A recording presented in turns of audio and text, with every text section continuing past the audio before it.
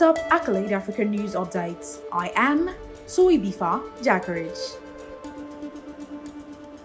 A man who fled the US after allegedly killing his girlfriend has managed to walk out of a police station in Kenya. Kelvin Kangethe, 41, was arrested last week while leaving a club in Kenya's capital, Nairobi, after a month-long manhunt by Kenyan and US authorities. A court had allowed his detention for 30 days, awaiting possible extradition. Authorities say that after Mr Kangethe murdered his girlfriend last October, he abandoned her body in a car at Boston Logan International Airport. He then boarded a flight to Kenya, his country of origin. He has not commented on the allegations. Police have shocked Kenyans by disclosing that Mr Kangethe managed to walk out of the Nairobi police station where he was being detained on Wednesday evening and boarded a public transport vehicle. 4 police officers who were on duty and a lawyer who had met Mr Kangethe before he escaped have been arrested. Nairobi Police Commander Adamson Bongi told local media. The privately owned Star newspaper quoted Mr Bongi as saying that the security lapse was embarrassing for Kenyan police, who had since launched a new search for Mr Kangethe. The family of Kangethe, girlfriend Margaret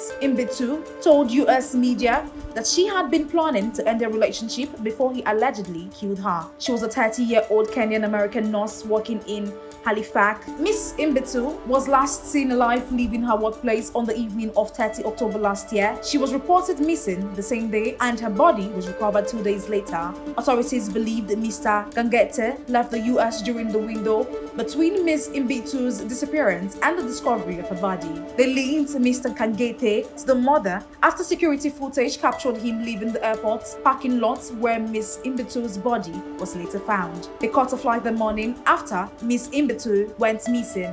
A Kenyan court due to rule on Friday whether Mr Kangethe be tried in Kenya or be extradited to face first-degree murder charges in the US after he claimed that he had renounced his US citizenship last year.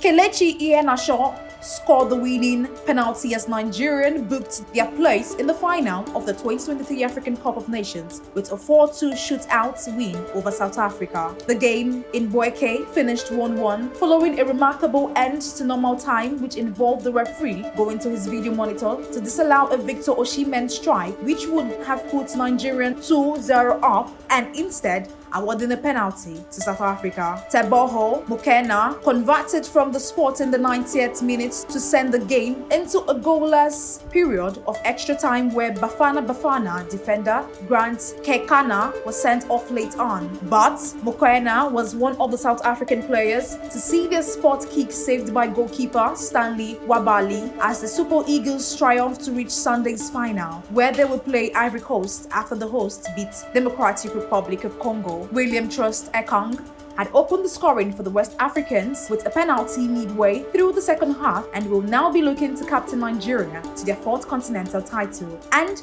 a first since 2013. Nigeria went into the game with a perfect Nations Cup record against South Africa, having beaten Bafana in all 3 of their previous meetings in the competition, including a semi-final meeting in 2000 in Lagos.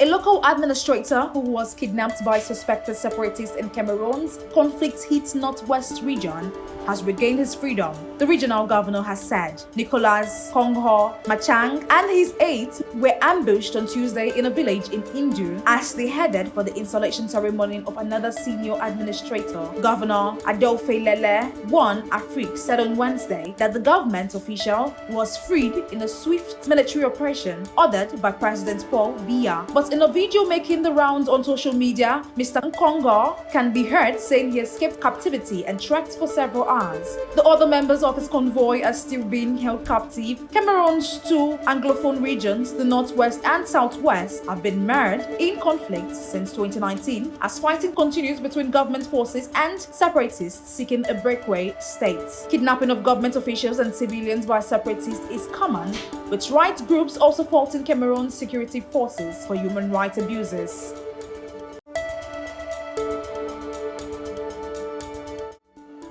City Hall in Nairobi, Kenya's capital, has become the first government building in Africa to be certified as a green building by the World Bank's International Finance Corporation (IFC), an important milestone in Nairobi's green city development. IFC Africa said. Kenya Green Building Society CEO Nasra Nanda said Nairobi had set a new standard for urban development, emphasizing the importance of sustainable practices in shaping the cities of the future. At a ceremony to mark the occasion, Nairobi County Governor Sakaja Johnson thanked everyone who made it possible for City Hall to reach the milestone.